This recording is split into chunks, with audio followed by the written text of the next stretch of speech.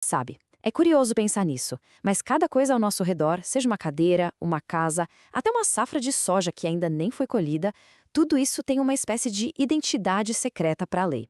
Pois é, existe todo um sistema que classifica os objetos do nosso mundo. Então, que tal a gente mergulhar nisso e descobrir como o direito realmente enxerga as coisas? Para começar, já vou deixar no ar um desafio que parece não fazer sentido. O que é que uma casa, algo físico, de tijolo e cimento, pode ter em comum com uma herança, que é na verdade um conjunto de direitos? Parece estranho, né? Mas acredite, no universo jurídico, elas têm uma conexão fundamental. Vamos guardar essa pergunta, porque a resposta vai aparecer logo mais. Tudo, absolutamente tudo, começa com essa palavrinha aqui, bens. Para o direito, um bem é qualquer coisa, qualquer valor que possa ser parte de uma relação jurídica. Não importa se é algo material, que a gente pode pegar, como um carro, ou algo imaterial, abstrato, como os direitos autorais de uma música.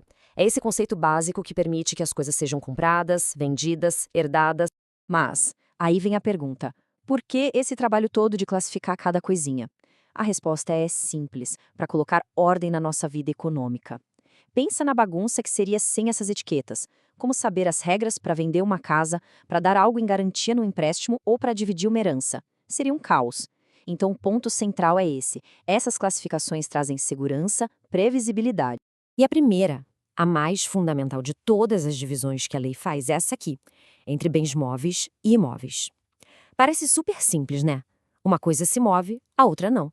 Mas, como a gente vai ver, no direito as aparências podem enganar um pouquinho. Bom, os bens móveis são, na essência, o que o nome já diz. É tudo aquilo que pode ser transportado de um lugar para outro, sem ser destruído, sem perder o que é.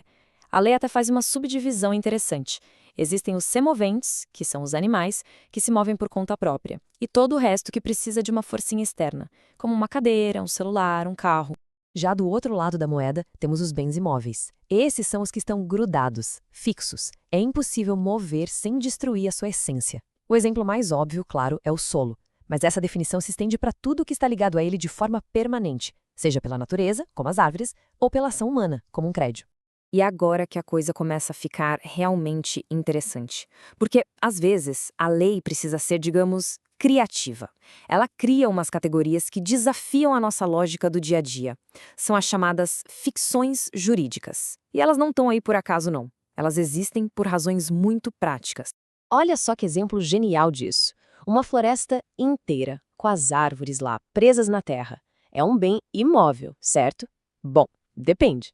Se o destino daquelas árvores é virar madeira para ser vendida, a lei faz uma espécie de viagem no tempo. Ela antecipa que elas vão se tornar móveis e já as trata, sim, como bens móveis por antecipação. Isso facilita demais os negócios. E aqui a resposta para o nosso desafio do começo. O direito a uma herança enquanto ela ainda não foi partilhada é considerado por lei um bem imóvel, é isso mesmo.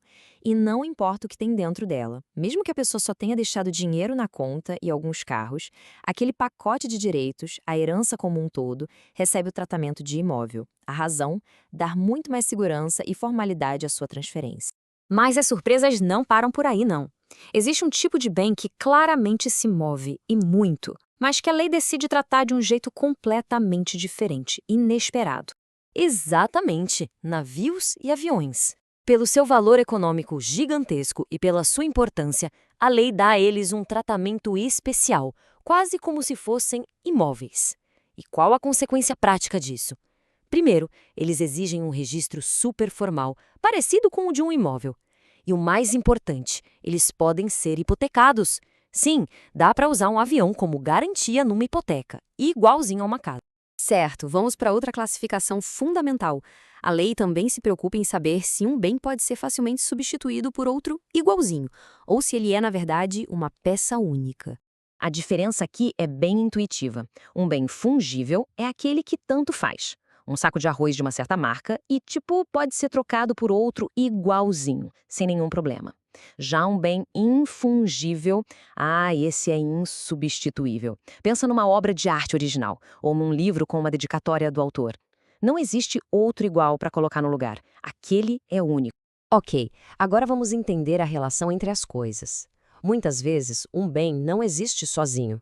Ele tem outros itens ligados a ele. É aí que entra a distinção entre bens principais e acessórios. Esse esquema aqui ajuda a gente a visualizar. Acessório é como se fosse um grande guarda-chuva. E debaixo dele a gente tem várias categorias, como os frutos, os produtos e as famosas pertenças.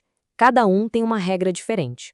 A distinção aqui é toda sobre renovação. Frutos são as riquezas que o bem principal produz de tempos em tempos sem se esgotar. As maçãs de uma macieira, por exemplo, são frutos naturais. Já o aluguel de um apartamento é o que a lei chama de fruto civil. Por outro lado, os produtos, quando a gente os retira, diminuem a substância da coisa principal. Pensa no minério de uma mina. Tirou, acabou, não vai nascer de novo. As pertenças são um conceito um pouquinho mais sutil. São bens que servem a outro bem, o principal, para torná-lo mais útil ou mais agradável, mas sem ser parte dele. O trator numa fazenda é o exemplo clássico. Ele é fundamental para a fazenda, mas ele não é parte da fazenda. Ele continua sendo uma coisa autônoma, separada. E aquela famosa expressão popular, venda de porteira fechada, existe justamente por causa das pertenças. A regra geral do direito é que na venda de um bem, os acessórios seguem o principal, mas as pertenças não. Por isso, se alguém vende uma fazenda, o trator não vai junto automaticamente. Para incluir o trator, o gado e as máquinas, precisa ter uma cláusula específica no contrato, a tal porteira fechada. Bom, depois de toda essa teoria, a gente chega ao ponto mais importante. E daí? Por que tudo isso realmente importa na vida real? A resposta está nas consequências práticas, jurídicas e financeiras de cada uma dessas classificações. Olha só o tamanho do impacto. Para ser dono de um imóvel, precisa de escritura pública, registro no cartório, todo um processo formal. Um bem móvel, a simples entrega, a tradição geralmente já resolve. Vender um imóvel, na maioria dos regimes de casamento, exige a assinatura do cônjuge. Vender um carro, não precisa. Um imóvel pode garantir um empréstimo via hipoteca, um bem móvel via penhor. Até o tempo para se tornar dono por usucapião é muito maior para imóveis. O rótulo muda completamente as regras do jogo. Então fica bem claro, né? Saber se algo é móvel ou imóvel, fungível ou infungível, principal ou acessório, não é só um detalhe técnico ou um juridiquês. Essas etiquetas definem como a propriedade é comprada, vendida, usada como garantia. Elas têm consequências diretas e muito reais na nossa vida e no nosso bolso. E para a gente fechar, fica aqui uma reflexão para o futuro. Todo esse sistema foi construído ao longo de séculos, pensando em coisas físicas. Mas e hoje, no mundo digital? Um ativo digital, uma criptomoeda, é um bem móvel? E os nossos dados pessoais, que valem ouro? E uma obra de arte criada inteiramente por inteligência artificial? Como a lei vai classificar essas novas formas de coisas? O direito está correndo para dar conta desse novo mundo, e essa é uma discussão que está só começando.